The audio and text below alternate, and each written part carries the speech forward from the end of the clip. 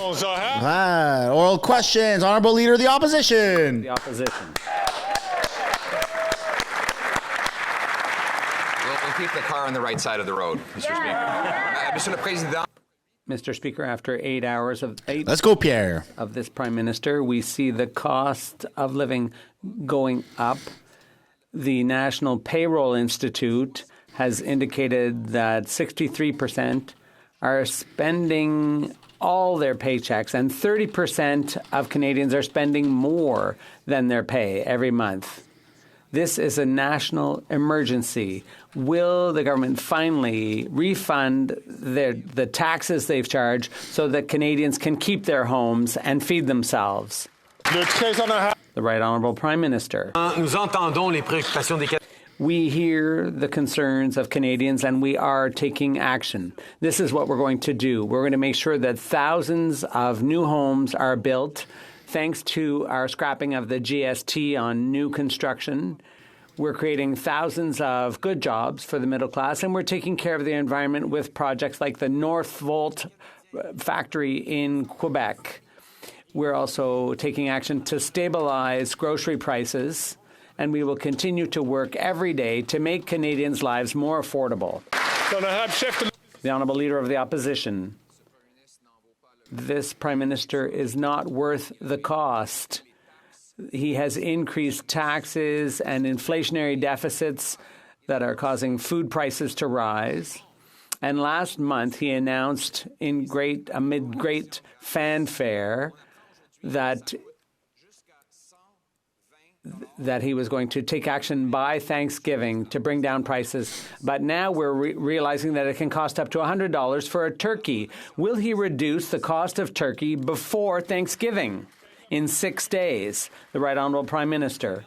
Mr. Speaker, a number of weeks ago, our Minister of Innovation brought together the CEOs of the major grocery chains to talk about how we're going to stabilize food prices for Canadians.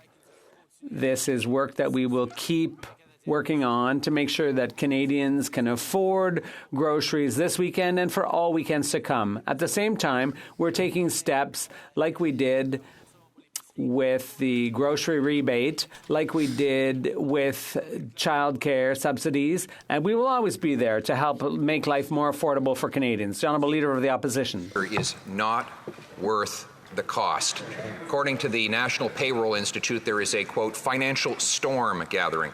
They also describe it as a national emergency, as 63% of Canadians are spending their entire paycheck, and 30%, are spending more than their paycheck, forced to eat up their savings or go into debt. Will the Prime Minister reverse his inflationary debt and taxes so that Canadians can eat, heat, and house themselves?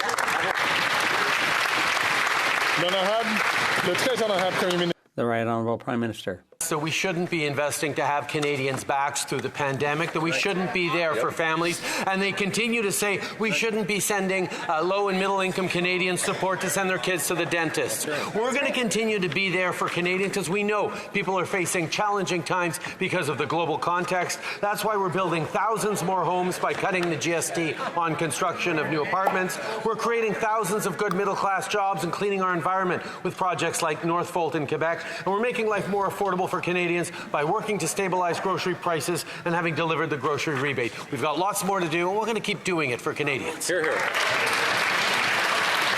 Please don't keep doing anything he's doing, Mr. Speaker. In fact, he talked about grocery prices a month ago. Speaker can't keep up. Big photo op where he claimed that he would stabilize grocery prices before Thanksgiving. Well, the news is out that a Thanksgiving turkey now costs as much as $120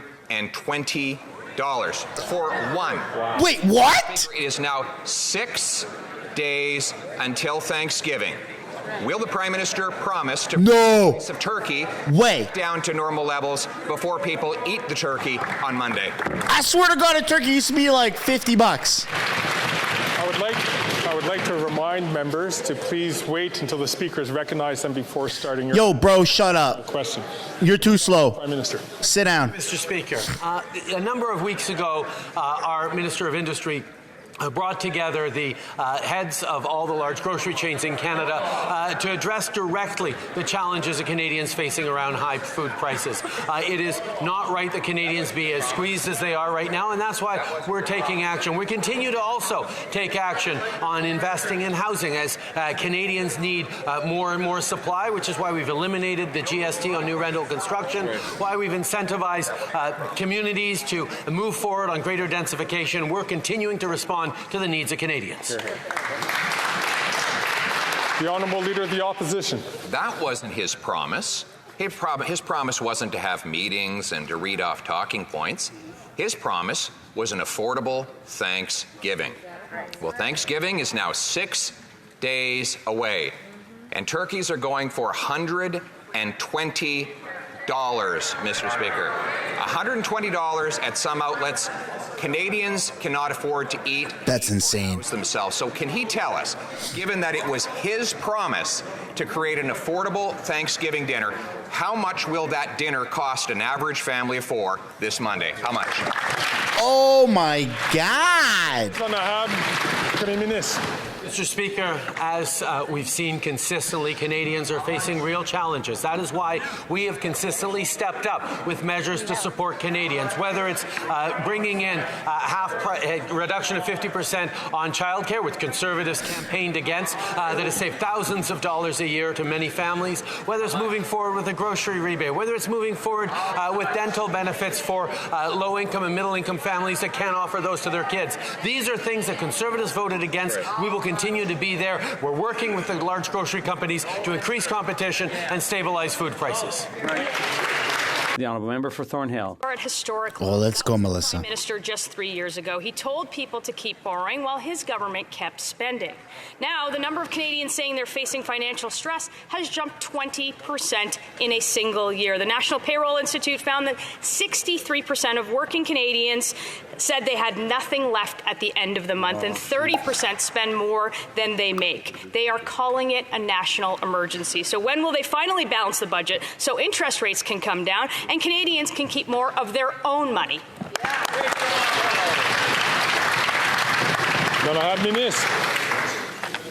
Mr. Speaker, in my first answer, let me just... Hey, your grandfather's a Nazi. You shouldn't be in the House. Historic role, historic for Canada.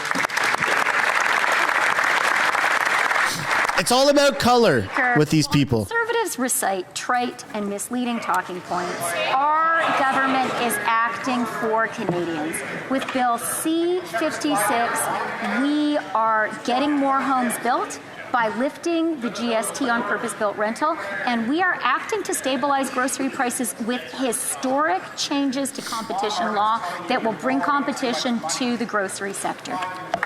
Then I have Député de Thornhill. This is the minister who misled Canadians when she said that interest rates would stay low for a long time. And now homeowners are bracing for the shock of when they have to renew their mortgages. That's what the Canadian banks are saying. And now there's another former bank governor raising alarm bells. David Dodge warns that the burden of past debts are catching up. Governments cannot spend their way out of the problems that she created. When the government spends money, the bank raises the interest rates. And when the rates go up, Canadians pay more for their mortgages. So will the NDP Liberal government finally listen to everyone or anyone, stop their spending so that Canadians can keep their homes? Yeah. Then I have Ministre des Finances et Vice-Premier Ministre. Mr. Speaker, the only people misleading Canadians are the Conservatives on that side of the House. The reality is Canada has the lowest deficit in the G7 and the lowest debt to GDP ratio. And, Mr. Speaker, our AAA rating has recently been reaffirmed by DBRS Morningstar. These are independent experts, Mr. Speaker, not Conservative partisans. I did not see that coming. On purpose-built and add another $20 billion to the financing CMHC has available for rental construction. Then I remind members once again that only one member has the floor at the time. If you are patient to wait for your time for the question, we'll... Nah, shut up, new guy. even if you look away from the Speaker, I can sort of guess where it's coming from. The Honourable Member from Dufferin, Caledon. Mr. Speaker, it's amazing for a government that has accomplished so little for that minister to be so proud. What he talked Who this new Speaker is a part of that government. He was a Liberal. CMHC says we need to build 3 up until today. Now he's a Speaker. Build. That 5,000 works out to 0.0016%, and he stands here bragging like he's accomplished something. But their lack of action has consequences, and they're not worth the cost. Paula from BC is 71 and retired, and she's saying she's facing a 75% increase in rent. If they actually can't do anything to fix it, will they get out of the way so our leader will fix what's broken?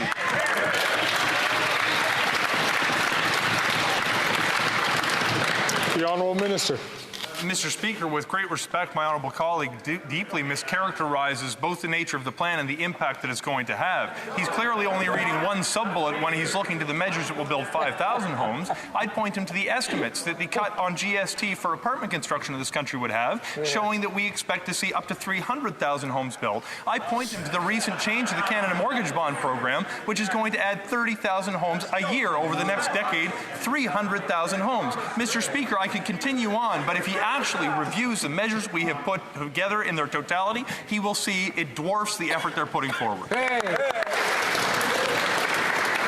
The Honourable Member from Fix rent in Canada. Mr. Speaker, after 8 years of this Prime Minister, millions of Canadians are struggling to pay the rent. Last month, TVA Nouvelle reported that a single mother with 3 children was forced to abandon her mold-infested apartment and live in a garage because she cannot afford to pay the rent anymore. She described the experience as hell. This Prime Minister just is not worth the cost.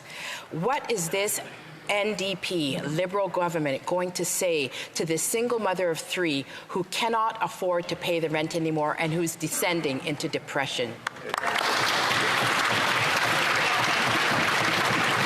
L'honorable Vice-Première ministre et Ministre des Finances. Mr. Speaker, what we're going to say to that... I did not see that coming. Stickers linked in the description. ...for the Conservatives and their austerity that will make your life worse. What we're going to say is our government has helped to lift 2.3 million Canadians out of poverty. What we're going to say is our early learning and childcare program has cut childcare fees by 50% across the country already. We're down to $10 a day in 4 provinces. We will take no lessons from the Conservatives when it comes to helping the most vulnerable. What about lessons about Nazis in the House? Very well, and I would ask the Member of Parliament from Grand Prairie, Mackenzie, to please wait for his turn and to give the example to all his colleagues going forward. Thanks for watching the video to the very end. If you'd like to subscribe, I've made it very easy. You can do so by clicking right there. If you'd like to watch another House of Commons highlight clip, you can do so by clicking right there. And if you'd like to subscribe to my main channel, Mistersunshinebaby, where it's all Canadian political news, then you can do so by tapping up there. Subscribing is absolutely free. There's a button down below that says subscribe. If you'd like to join and become a member and financially contribute, you could do so as well. Thank you so much for watching this video.